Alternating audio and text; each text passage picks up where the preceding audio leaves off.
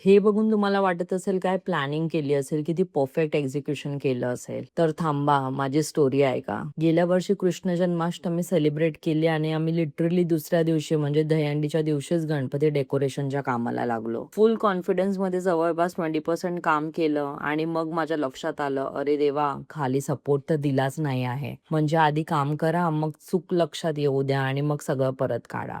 Classic मी. मग सगळं उकडून पुन्हा सुरुवात केली. पट्ट्या घ्यायला थेट माहीमला पोचलो आणि सगळं मटेरियल आणलं आणि मग प्रॉपर सपोर्ट्स देऊन स्ट्रक्चर उभं करायला सुरुवात केली. स्ट्रक्चर तयार झाल्यावर त्यावर स्टोन इफेक्टचं काम सुरू केलं आणि हळूहळू माझ्या डोक्यात जी कल्पना होती ती ऍक्च्युअल सेटअपमध्ये दिसायला लागली. पण खरी मजा तर आता सुरू झाली होती.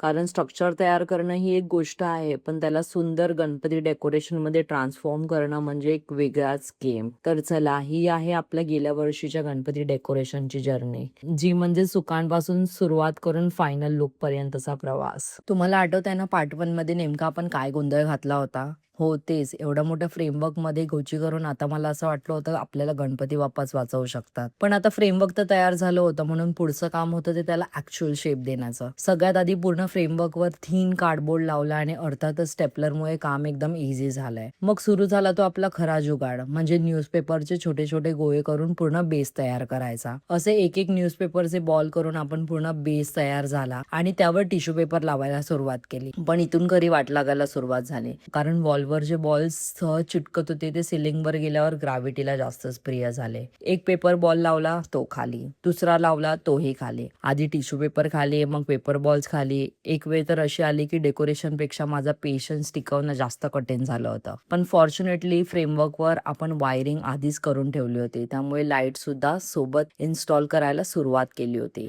आणि जसजशा लाईट लागल्या तसतसंच वाटत होतं की ओ वाव, जे आपल्या डोक्यात इमॅजिन केलंय ते खरंच बनतंय. आता तुम्हाला फक्त कार्डबोर्ड, न्यूजपेपर आणि टिश्यू दिसत आहेत, पण हे सगळं मिळून काय तयार होणार आहे हे पाहण्यासाठी पार्ट 3 नक्की बघा, कारण खरी ट्रान्सफॉर्मेशन तर आता सुरू होणार आहे. पार्ट 2 पर्यंत तुम्हाला फक्त न्यूजपेपर, टिश्यू आणि आपला संघर्ष दिसत होता. टिश्यू पेपरचं पूर्ण काम झालं आणि आता वेळ होती ती खरी रंगांची. सगळ्यात आधी छोटासा पॅच पेंट करून बघितला, कारण पूर्ण केव पेंट करून नंतर अरे देवा, हा रंग तर आपण ठरवलाच नव्हता असं म्हणायचं नव्हतं. आणि इथे एक छोटासा आणि इम्पॉर्टंट प्रॉब्लेम होता. आपला गणपती बाप्पा आय लेवलवर दिसायला हवा होता, म्हणून कार्पेंटरला बोलवलं, बेसची हाईट कट करून घेतली आणि फायनली बाप्पाच्या हाईटवर दिसायला हवा होता ती हाईट परफेक्ट केली. या केव मध्ये पॉन्ड नसेल तर काय मजाच नाही, म्हणून पॉन्ड आणि थोडं सिव्हिल वर्क केलं आणि त्यावर प्लास्टिक लावलं आणि अर्थातच पाणी भरून लिकेज टेस्ट केली. लिकेज नाही हे कन्फर्म झालं आणि पॉन्डला दिला मी माझा आवडीचा कलर, तो म्हणजे ॲक्वा ब्लू. पण प्लास्टिकवर डायरेक्ट पेंट केला तर रंग टिकणारच नाही, म्हणून आधी त्यावर प्रायमर केला आणि प्रायमर नंतर ॲक्वा ब्लू कलर.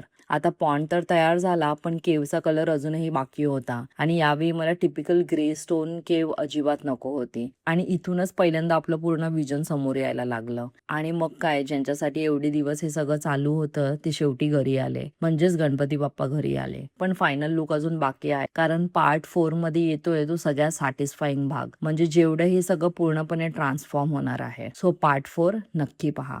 पूर्ण डेकोरेशन तयार झालं होतं, केव तयार झाली होती, बाप्पा सुद्धा घरी आले होते. पण एक प्रॉब्लेम होता, फ्लोअर पूर्ण रिकामी होता आणि मला त्या फ्लोअरवर चक्क वाळू टाकायची होती. आम्ही गिरगाव सपाटीला गेलो, वाळू बघितली, पण पावसाळा असल्यामुळे ती वाळू कमी आणि चिखल जास्त वाटत होता. पण आपण इंडियन आहे, प्रॉब्लेम्सला बघून थांबत नाही. मग आम्ही ही वाळू आणली आणि कढईमध्ये गरम केली आणि सरप्राइझिंगली ती मस्त ड्राय झाली आणि आपला जुगाड कामाला लागला. मग फायनली लिव्हिंग रूम मध्ये जिथे माझ्या फॅमिलीला वाळू अजिबात नको होती तिथे मी चक्क वाळू पसरवायला सुरुवात केली आणि जसजशी ती वाळू फ्लोअरवर पसरत गेली तसतसं मला जाणवायला लागलं, ओके, आता हे खरंच केव सारखं दिसतंय. आणि आता शेवटचा टच बाकी होता, तो म्हणजे पॉन्ड मध्ये पाणी भरण्याचा. आणि मग इतके दिवस ज्याच्यासाठी आपण cardboard, newspaper, tissue, paint, glue, wiring, sand काय काय केलं होतं, तो फायनल मोमेंट आला होता. बाप्पा केव मध्ये विराजमान झाले आणि ऑनेस्टली पहिल्या दिवसापासून डोक्यात जी इमेज होती ना ती फायनली समोर उभी होती. एक साधा लिव्हिंग रूम आणि त्याचं पूर्णपणे एका शांत नॅचरल केव मध्ये ट्रान्सफॉर्मेशन. आणि हे होतं आमचं लास्ट इयरचं गणपती डेकोरेशन. तुम्हाला आवडलं असेल तर नक्की लाईक, शेअर आणि कॉमेंट करा.